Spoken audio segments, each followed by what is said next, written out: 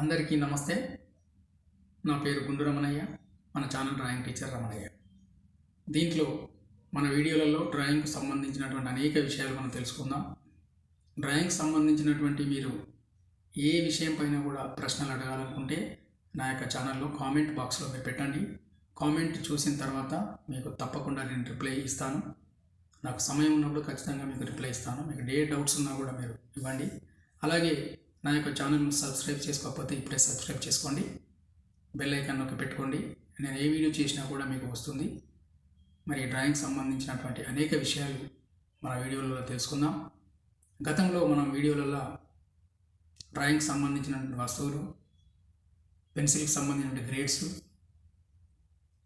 ఇంకా అనేక విషయాలు తెలుసుకున్నాం. ఇప్పుడు ఈరోజు మనం తెలుసుకునే విషయం ఏంటంటే, మనం పెన్సిల్ తోటి వర్క్ చేసిన తర్వాత పేపర్ పైన పెన్సిల్తో వర్క్ చేసిన తర్వాత మనకు కలర్లు అవసరం ఉంటాయి. కొన్ని ఆ కలర్ పెన్సిల్ రూపంలో కానీ, క్రేయాన్స్ కానీ, ఆయిల్ పేస్టల్స్ అని దొరుకుతున్నాయి. ఇప్పుడు ఆయిల్ పేస్టల్స్ కానీ, ఇలా రకరకాల కలర్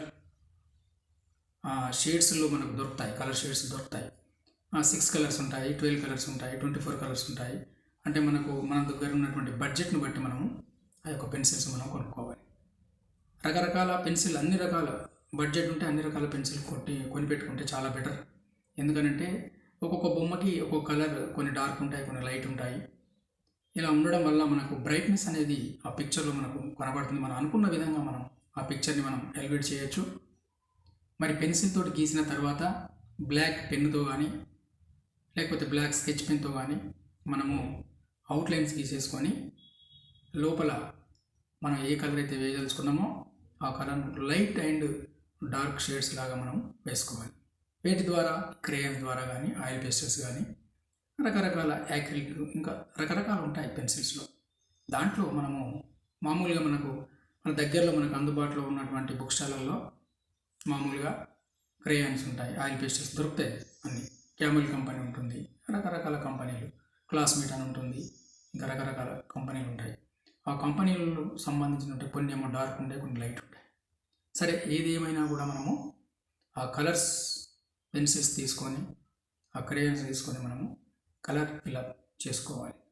ఎలా చేసుకోవాలి? ఫస్ట్ లైట్ కలర్ తీసుకోవాలి, లైట్ కలర్ నుంచి డార్క్ తీసుకోవాలి. మరి ఈరోజు ఈ వీడియోలో కలర్ పెన్సిల్స్ అలాగే క్రేయాన్స్ గురించి మనం తెలుసుకున్నాం. నేనైతే మీకు కొద్ది విషయాన్ని అందించాలని అనుకుంటున్నాను. మళ్ళీ నెక్స్ట్ వీడియోలో మనం కలుద్దాం. నెక్స్ట్ వీడియోలో మరిన్ని విషయాలు డ్రాయింగ్ గురించి ఒకటి స్టెప్ బై స్టెప్ తెలుసుకుంటూ వెళ్దాం.